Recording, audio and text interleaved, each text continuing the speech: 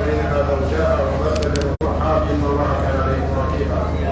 يا أيها الذين آمنوا اتقوا الله وقولوا قولا سديدا يصلح لكم أعمالكم ويغفر لكم ذنوبكم ومن يطع الله ورسوله فقد فاز فوزا عظيما. أما بعد nous remercions Allah subhanahu wa ta'ala, nous appelons à son salut sur notre prophète sallallahu alayhi wa sallam, sur sa famille et sur ses fidèles compagnons. Amma ba'du, assalamu alaikum wa rahmatullahi wa barakatuh. Nos séances d'entretien de chaque mercredi soir dans notre livre qui est Umdatul Ahkam, ce livre dans lequel nous étudions notre religion, ce qui est lié avec les adorations. Nous sommes toujours, si vous vous rappelez très bien, nous sommes dans le chapitre de la prière de Eid. La prière de Eid ou bien les fêtes en islam. Et les fêtes en islam, comme on l'avait dit en introduction, on n'a seulement que deux fêtes.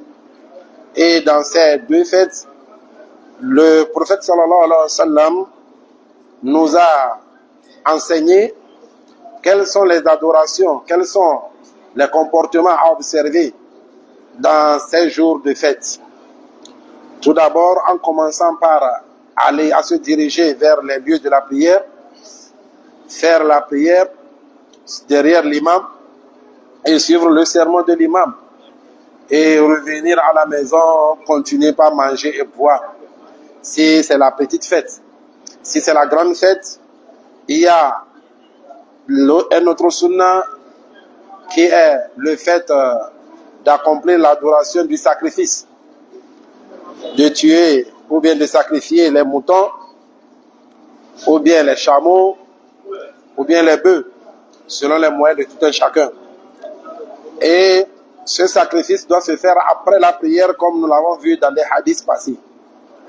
Nous tendons vers la fin de ce chapitre. Il nous reste seulement un seul hadith de ce livre qui parle toujours des manières, des comportements à observer en ce jour de fête. Al-Hadith al-Thani wal-Arba'una ba'da al-Mi'a. Ce hadith est notre 142e hadith de ce livre. Il dit, ça a été rapporté par Al-Ummu Atiyya, de la maman de Atiyya, Nusayba Al-Ansariya. Elle s'appelle Nusayba, c'est une femme de Médine, parmi les Ansar. Radiallahu anha qalat, que Allah l'agrée, elle dit, Amarana تعني النبي صلى الله عليه وسلم أن نخرج في العيدين العواتق. Il nous a ordonné, c'est-à-dire le prophète sallallahu alayhi wa sallam nous a recommandé, nous a ordonné أن نخرج, de sortir nous les femmes في العيدين, en ces deux jours de fête, à savoir la petite fête et la grande fête. Le prophète sallallahu alayhi wa sallam nous a recommandé de sortir, nous les femmes, al-awatiq. Si on dit al-awatiq, imra'atun shabba awwalu ma tablugh. C'est une femme, ou bien c'est une jeune fille, qui à peine vient d'atteindre l'âge de la puberté. Elle a atteint l'âge de la puberté pas très longtemps. Et on avait dit aussi que l'âge de la puberté en islam, c'est à partir de 15 ans. Donc, c'est une fille qui est rentrée dans sa 15e année. Elle vient d'être pubère. Wadawat al-khudur. Donc, le prophète sallallahu alayhi wa sallam a recommandé de sortir avec cette jeune fille. Wadawat al-khudur. Zawat al-khudur, c'est celle-là, c'est la jeune fille qui est déjà pubère il y a de cela quelque temps. Elle atteint l'âge de la puberté il y a de cela quelque temps. Donc, celle-là aussi, le prophète sallallahu alayhi wa sallam dit de faire sortir avec elle aussi vers les lieux de la prière. Les Arabes disent « Wadawat al-khudur » Chez eux, quand une fille atteint l'âge de la puberté, on la trouve une chambre derrière la maison. C'est-à-dire, quand tu rentres dans une maison, tu ne vas pas voir ces jeunes filles-là qui sont déjà atteintes l'âge du mariage ou bien l'âge de la puberté. Elles sont toujours derrière, il y a toujours un espace derrière la maison qui constitue toujours la maison, mais dès que tu dois traverser quelques chambres ou bien un villa avant d'entrer derrière. Donc ces filles-là, on les met, on les trouve une chambre là-bas, on les met là-dedans. Ce n'est pas n'importe qui a droit de la voir. Parce qu'elle attire l'attention. Donc, on les fait sortir de leur cachette. Là-bas, c'est une sorte de cachette pour ces jeunes filles qui atteignent l'âge de la puberté. وذوات الخضور وعمر الخيط أن يعتزلن المصلى المسلمين. Et le prophète sallallahu alayhi wa sallam, y compris ces femmes-là qui sont dans leur menstruation. Elles aussi, on les a recommandées aussi de sortir vers les lieux de prière. Mais quand elles arrivent au lieu de prière, ces femmes qui sont dans leur menstruation, le prophète sallallahu alayhi wa sallam leur recommande de s'éloigner un peu, d'être à l'écart de celles qui sont venues pour prier. Comme en islam, nous tous nous le savons, c'est pas nouveau, une femme qui est dans ses menstruations ne prie pas.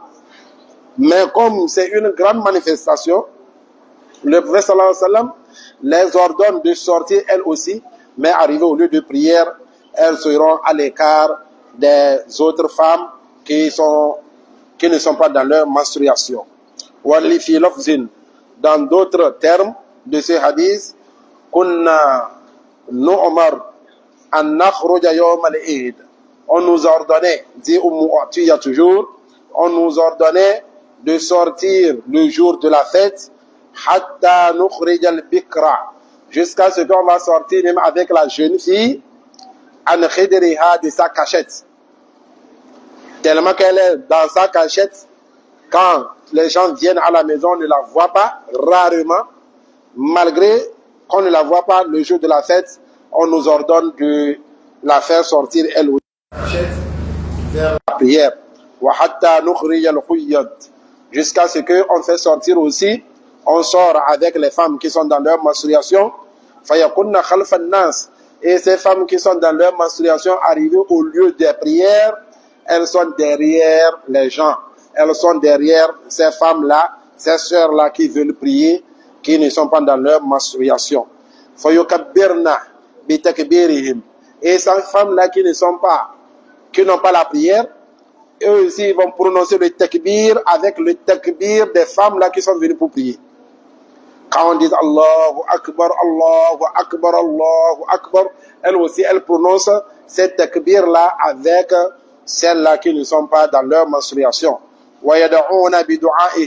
Et elles invoquent aussi avec les invocations, avec les doigts de celles-là qui sont venues prier. Qu'est-ce qu'ils espèrent? Qu'est-ce que ces femmes-là espèrent? Elles espèrent la baraka de ce jour-là, la bénédiction de ce jour-là. Elles veulent, elles aussi, contribuer, ou bien elles veulent aussi être parmi ceux-là qui auront la baraka de ce jour-là. Elles veulent aussi la purification des péchés de ce jour. Donc c'est pour cela on leur recommandait de sortir, venir assister à certains de ces rites-là, à certaines de ces adorations en dehors de la prière. Donc, dans ce hadith, comme nous tous nous le savons, les jours des fêtes sont des grands jours. Ce sont ces jours que tout le monde entier voit les signes emblématiques de cette religion. Dès même la sortie, on fait voir l'unité de cette religion, des pratiquants de cette religion, l'union. Parce que c'est ça même le grand objectif. Afficher l'union. Que nous sommes unis et on voit les gens de gauche, droite sortir de leur maison en prononçant ces takbir, ces zikrs qui nous ont été recommandés par le prophète sallallahu alayhi wa sallam. Allahu Akbar, Allahu Akbar, Allahu Akbar, La ilaha illallah, Allahu Akbar, Walillahi alhamd. Tout le monde doit prononcer pour lui individuellement, en haussant toujours la voix de la maison jusqu'au lieu de la prière. Et arrivé au lieu de la prière aussi, il n'y a aucune prière surrogatoire à faire. Il n'y a aucune prière de nafila à faire en ce moment. On s'assoit et on continue par prononcer cette takbir jusqu'à l'arrivée de l'imam. Donc, compte tenu de l'importance et des bénédictions et de la purification de ce jour, le prophète sallallahu alayhi wa sallam a ordonné même à des femmes, les jeunes, les grandes, y compris même celles même qui n'ont même pas la prière, de se diriger vers ces lieux-là. Avant de lister les leçons à retenir de ce hadith, quelle est la position de ces prières-là, des prières de Eid? Quelle est leur position en islam? Est-ce une obligation individuelle ou bien c'est quelque chose qui est préférable? Si tu le veux, tu le fais, tu vas, ou bien tu ne veux pas, tu restes à la maison. Les ulémas se sont dirigés sur le cas de ces deux prières de Eid compte tenu de sa position en islam. La première partie des ulémas, on dit que c'est une sunna ou bien c'est une fardun kifaya. C'est une obligation, mais qui a une limite. Quand on trouve d'autres qui vont pour faire cette prière, même si d'autres n'assistent pas, eux qui ne sont pas sortis, ils ne seront pas blâmés ni condamnés. Tel qu'est le cas de la prière mortuaire. La prière mortuaire aussi, c'est une obligation qui est limitée. Que d'autres disent c'est une sunna incontestable, quelque chose comme ça. C'est-à-dire si on trouve dans la communauté, dans l'environnement, certaines, après le décès de quelqu'un, d'un musulman, on trouve quelques musulmans qui se lèvent, prient sur ce défunt, les autres qui n'ont pas pu assister à cette prière, ils ne sont pas condamnés ni blâmés. Donc c'est une obligation qui est limitée. Donc ces ulémas, parmi eux, il y a Imam Ahmed qui disent que la prière de Eid, c'est de la même chose que cet exemple que nous venons de donner, c'est une fardun kifaya. Si on trouve quelques-uns, une partie de la communauté qui vont faire ces prières, les autres ne sont pas obligés et ils ne seront pas blâmés ni péchés.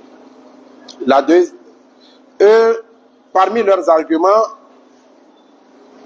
ils disent, parce que cette prière, on n'a pas légiféré l'appel à la prière pour ces prières de Eid.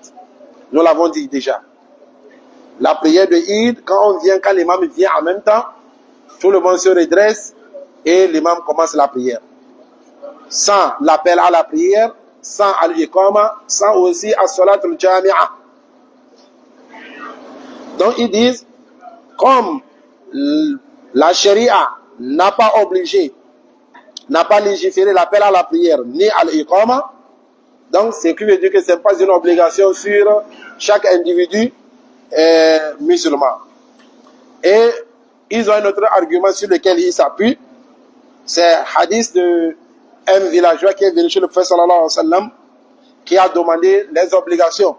Et le prophète sallallahu alayhi wa sallam lui a listé les 5 prières quotidiennes. Et après cela, le villageois dit, à part ces 5 prières quotidiennes, je ne vais plus augmenter rien comme une prière surrogatoire. Et le prophète sallallahu alayhi wa sallam était d'accord. Donc ils disent, si la prière de Eid était une obligation aussi individuelle, le prophète sallallahu alayhi wa sallam lui dit non, il y a aussi les 2 prières de Eid qui sont aussi une obligation.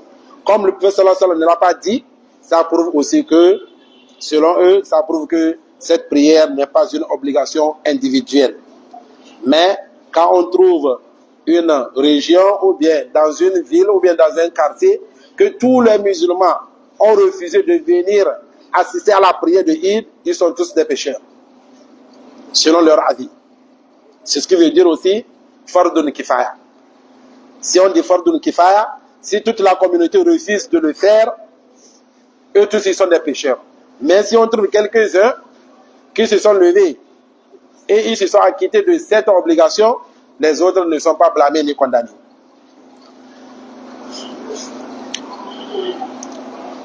D'autres éléments, comme Imam Malik et Imam Shafi'i, eux, ils disent c'est sunnatu mu'akkada. C'est une sunna que le prophète sallallahu alayhi wa sallam n'a jamais délaissée. C'est une sunna qui est proche d'être obligatoire individuellement. Parce que le prophète sallallahu alayhi wa sallam n'a jamais délaissé cela, c'est proche d'être une obligation individuelle. Donc, eux aussi, leur argument, c'est toujours le hadith du villageois qui est venu chez le prophète sallallahu alayhi wa sallam en lui demandant des obligations. Et le prophète sallallahu alayhi wa sallam lui a laissé ses 5 prières et il a dit qu'il ne va pas augmenter après ces 5 prières obligatoires d'autres prières. Donc, ça prouve que c'est une sunna, mais qui est très très fort, qui est proche d'être une obligation. La troisième partie de ces éléments, ils disent que c'est une obligation individuelle, fardun ayn. La prière de Eid est obligatoire sur tout musulman, qui est bien portant, qui a tous ses sens avec lui, c'est une obligation. Tant que tu es bien portant, tu es obligé d'aller faire la prière de Eid. Parmi ces éléments, il y a Abu Hanifa et il y a aussi Cheikh al-Islam ibn Taymiyyah et d'autres. Parmi leurs arguments, ils disent Allah le Très-Haut dit Fasalli li rabbika wa nahar, accomplis la salat pour ton Seigneur et sacrifie. Ici, la salat, ici, c'est la prière de Eid. Et c'est dans quelle des deux fêtes on sacrifie? C'est la grande fête. Donc, Allah le Très-Haut dit Fasalli, prie, accomplis la salat. Et c'est un ordre provenant du haut vers le bas. C'est une recommandation provenant du haut vers le bas, ça devient automatiquement une obligation. De ce verset, ces éléments disent c'est une obligation individuelle. Et d'autres versets aussi qu'ils servent d'argument. قَدْ أَفْلَحَ مَنْ تَزَكَّى وَذَكَرَ اسْمَ رَبِّهِ فَصَلَّى. Allah dit réussit certes celui qui se purifie d'attribuer des associés à Allah subhanahu wa ta'ala. Parce que quand quelqu'un attribue des associés à Allah subhanahu wa ta'ala, il est souillé. Il n'est plus pur. Mais Allah dit ici, réussit certes celui-là qui se purifie de ses associationnismes ou bien d'attribuer des associés à Allah subhanahu wa ta'ala. Wa dhakara isma rabbihi fasalla. Et s'est rappelé du nom de son Seigneur, puis il a accompli la salat. Ici aussi, certains éléments de tafsir aussi on dit, ici la salat aussi, c'est la prière de Eid. Donc tout ceci, ça prouve que, selon la troisième partie de ces éléments, que la prière de Eid est une obligation individuelle. Et parmi les arguments aussi, ils disent, voilà ce hadith de Atiyya. Si ce n'était pas une obligation, le prophète sallallahu alayhi wa sallam n'allait même pas recommander les femmes même qui n'ont même pas la prière de venir assister, de venir s'asseoir, espérer la barakat et la purification de ce jour.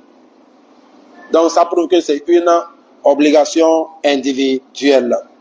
Ma yu'khadhu min al-hadith. Voilà les leçons à retenir de ce hadith. Le premier, wujubu salat al-Eid hatta ala al-nisa fi dhahir al-hadith. Il dit l'obligation de ce hadith, nous avons compris que la prière de Eid est une obligation individuelle sur chaque musulman, hatta ala nisa, même sur même les femmes. Même les femmes, c'est pas seulement sur les hommes. Même les femmes aussi, c'est une obligation sur elles. Fi dhahir al-hadith, au sens apparent de ce hadith. Quand tu vois au sens apparent de ces hadiths, Ce hadith nous prouve cela. À la shartin, mais sur les femmes là, on dit avec à une condition, Allah yakhrujna, que ces femmes là ne sortent pas, mutabarrijati, mutaattirati, parce que ces femmes là ne sortent pas en étant exhibées ou bien en montrant leur nudité, ni en étant aussi parfumées. Eid, la prière de Eid, c'est une adoration. Et chaque adoration aussi, la Sharia nous a déjà montré comment l'accomplir, comment le faire, comment même se comporter dans cette adoration. Quand on dit la fête, il ne faut pas que nous comparons celle de l'islam et celle des autres religions qui n'est pas l'islam. Nous avons tendance, quand on dit seulement la fête, on pense qu'on est tout permis. On est permis de tout faire. Et c'est de la responsabilité de chaque homme, de chaque maisonnier. Chaque homme qui a une femme et des enfants, de prendre ses responsabilités à deux mains. Parce que si nous ne prenons pas nos responsabilités à deux mains, nos femmes et nos enfants vont nous conduire vers l'enfer. Elles vont nous conduire vers l'enfer. Donc, nous devons prendre notre responsabilité à deux mains. En ces jours de réjouissance, cette réjouissance aussi est limitée. Nous ne devons pas laisser nos femmes et nos enfants filles porter de n'importe quoi. Toi-même, l'homme, tu n'es même pas permis de porter de n'importe quoi. Qu'en est-il même de tes femmes? Donc, tu es dans l'obligation de contrôler leur habillement. Qu'est-ce qu'elles vont porter avant de sortir? Ou bien, qu'est-ce que tu vas les acheter pour porter, aller aux places de Eid? Donc, il ne faut pas qu'elles sortent en étant exhibées. Mais malheureusement, ce que nous constatons toujours, c'est comme si nos femmes ont le dessus sur nous. Elles ont cette force-là qui nous dépasse. On les laisse, quand tu dis à un maisonnier, pourquoi tu laisses tel sortir de tel, m'a dit, ah, j'ai parlé jusqu'à fatiguer. Non, ça, c'est pas un argument. Et devant Dieu, tu serais condamné. Donc, les femmes ne doivent pas sortir en étant exhibées. Il y a des hadiths, le prophète sallallahu alayhi wa sallam dit, سيكون في آخر أمتي نساء كاسيات عاريات على رؤوسهن كأسنمة البخت. Le prophète sallallahu alayhi wa sallam, dans d'autres termes, il dit, il'anuhunna fa'innahunna mal'unat. Le prophète sallallahu alayhi wa sallam dit, à la fin des temps, il y en aura des femmes. Elles sont habillées, mais à la fois nues. Elle est habillée, mais à la fois exhibée. Dit le prophète sallallahu alayhi wa sallam. Et à leur tête, tu vas voir, il y a une sorte de bosse de chameau. Elle n'est pas seulement obligée de faire ce qu'on appelle mèche ou bien quelque chose comme ça. Mais ils ont des choses, même nos femmes, à la maison, quand elles se tressent, elles ont des choses où elles attachent avec ses cheveux. Les Allemands même ont parlé de ça. Quand elles portent ces hijabs, tu vas voir derrière là, à faire un queue par derrière. Tout ceci, c'est interdit en islam. Donc, le prophète sallallahu alayhi wa sallam, il dit, ces femmes, à la fin du temps, ces femmes-là vont apparaître. Elles sont habillées, mais à la fois nuit, comme nous voyons. Quand tu vas au lieu de prière, c'est comme si nous sommes venus à une défilé de mode. C'est comme si on est venu à une défilé de mode. Tout le monde veut montrer sa beauté. Tout le monde veut montrer ce qu'elle a habillé, sa forme et autres. Donc, le prophète sallallahu alayhi wa sallam dit, ces femmes-là, maudissez-les. Parce qu'elles sont déjà maudites. Quand tu les vois, il faut les maudire. Dit le prophète sallallahu alayhi wa sallam. Parce qu'elles-mêmes, elles sont déjà maudites. Maintenant, toi, tu aimerais qu'on maudit ta femme ou bien tes enfants? Si, voilà notre auteur ici dit, ala shartin an la yakhrujna mutabarrijat mutaattirat. Cette condition, elle ne doit pas sortir en étant nuit, en étant exhibée, ou bien en étant parfumée. Il y a les parfums des femmes. Les parfums des femmes ont des taches de couleur, mais l'odeur ne se sent pas. Mais celle des hommes, ça se sent de loin. Mais la femme, tu dois être son mari pour t'approcher vraiment d'elle avant de sentir. Donc, ces femmes sont interdites de sortir avec des parfums en étant parfumées. D'autres hadiths, le prophète sallallahu alayhi wa sallam dit, Sinfani min ahli nari lam arahuma. Il y a deux types, deux catégories de personnes. Jusqu'à maintenant, moi, je ne les ai pas encore vues. Mais ces deux catégories de personnes, ils font partie des hommes de l'enfer. Je ne les ai pas encore vus pour le moment. Dit le prophète sallallahu alayhi wa sallam.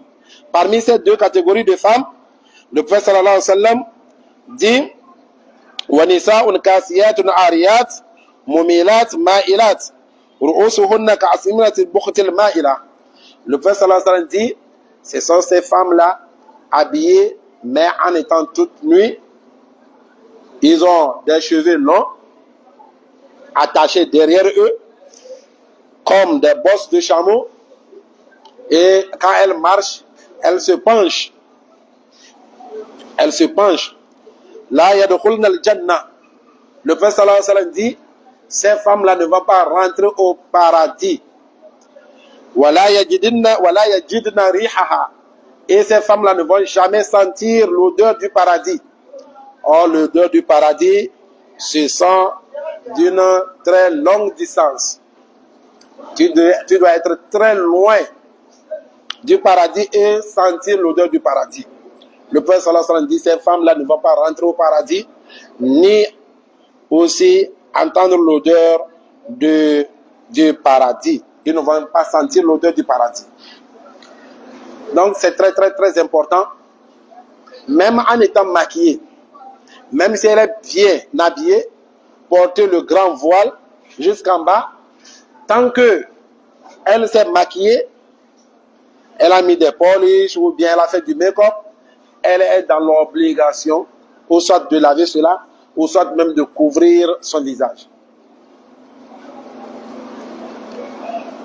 Quand elles vont faire les dessins, les tatouages, les lendis et autres, elles sont aussi dans l'obligation aussi de faire quoi? De couvrir leurs pieds et de couvrir aussi leurs mains.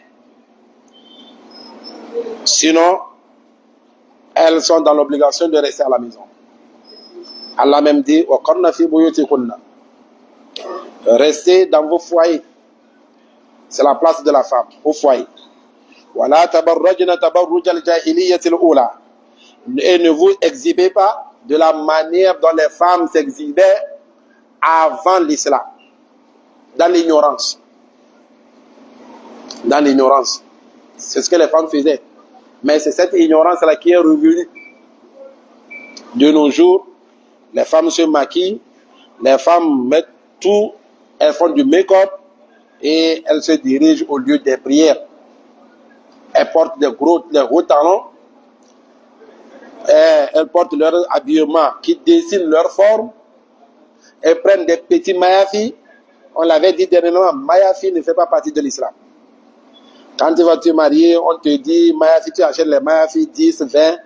Mon frère, tu veux conduire ta femme à l'enfer, ça. Il n'y a pas ça en islam. Les mayafis que nous achetons là, les simples mayafis là, transparents là.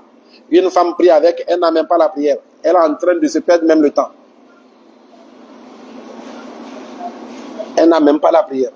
Mayafi, ces petits voiles là ne sont pas islamiques.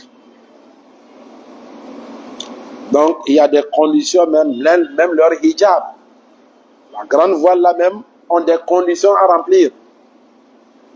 Il faut que ça soit géant, long, bien épais. Il ne faut pas aussi que ça soit transparent. Il ne faut même pas que ça soit aussi design. Quand une femme veut porter ça, voir les pieds, dire non, voilà, c'est ça qu'elle va marier. Quand elle dit va marier en même temps, ça, ce n'est plus un hijab, mais c'est plutôt montrer la beauté et autres. Et c'est interdit. Et c'est interdit. Donc, il faut que nous enseignions ces choses à nos femmes. Et nous aussi, nous sommes des hommes dans nos maisons, faire de sorte que nos femmes appliquent ces choses-là à la lettre. Sinon, nous-mêmes, quel type d'adoration nous faisons? Nous nous basons sur quel type d'adoration que nous faisons pour avoir le paradis.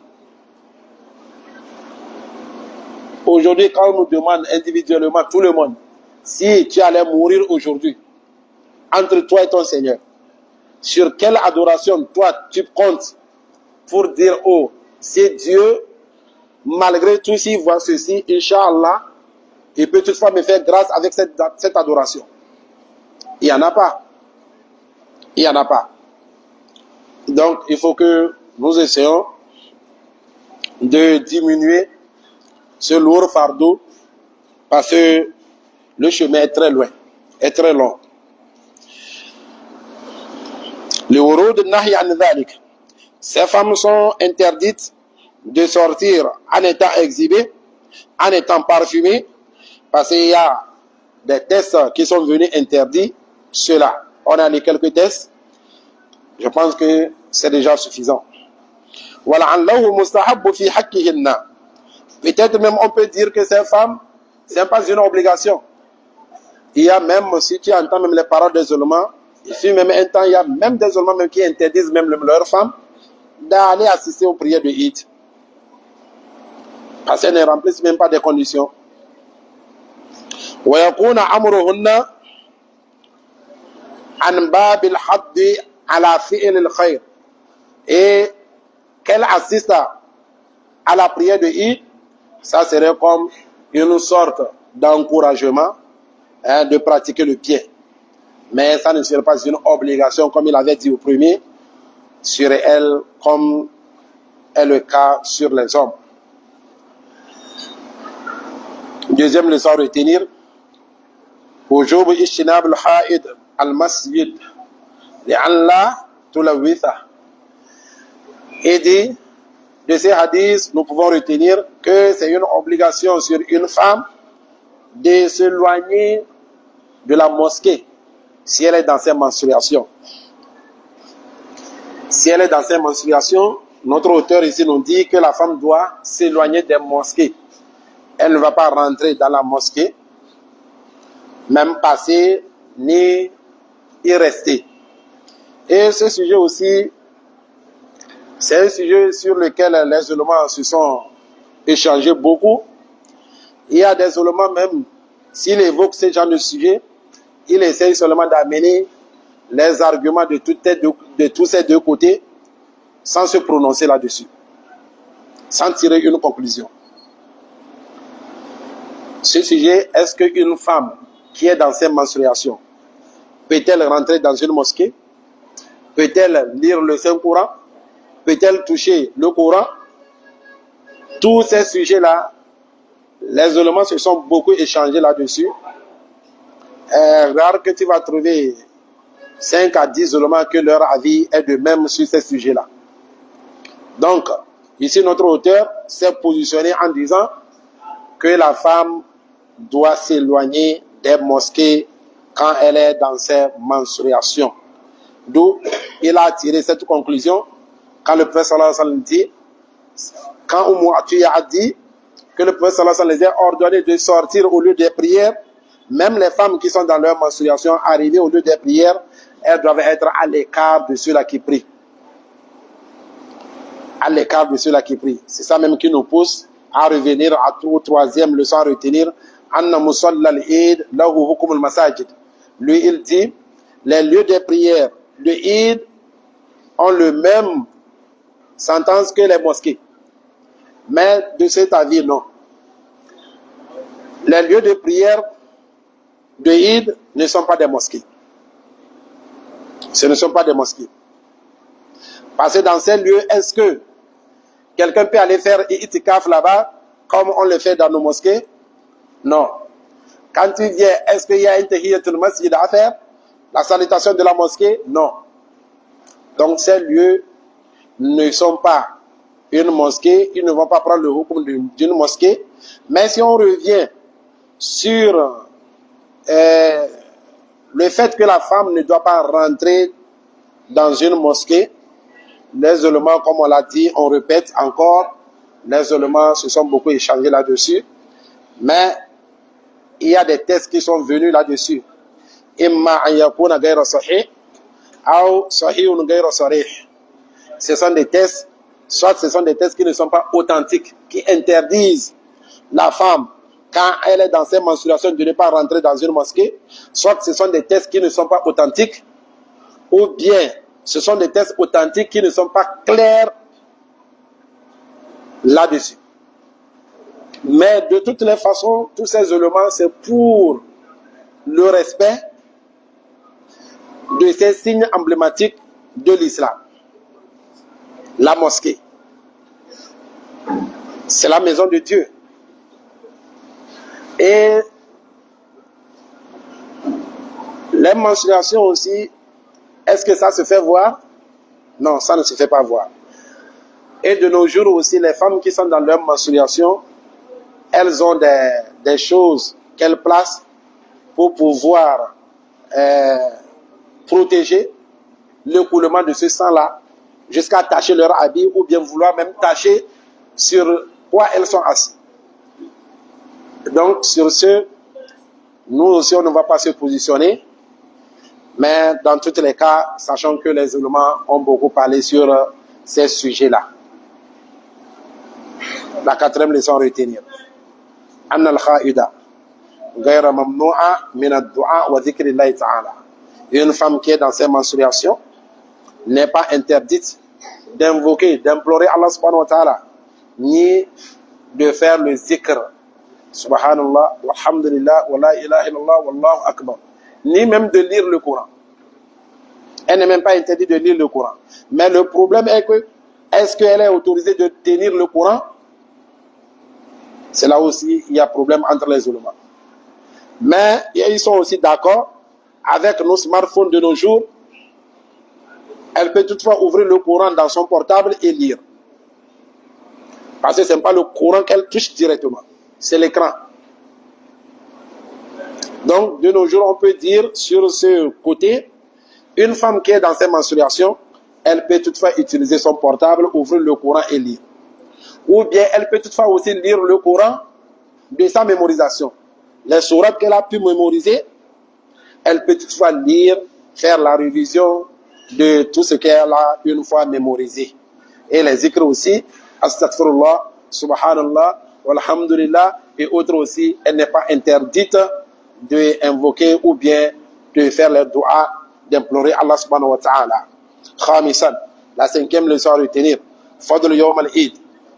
De ces hadiths aussi, nous avons compris aussi l'avantage ou bien les vertus de ce jour, de ces jours de Eid, de la prière de Eid, des fêtes.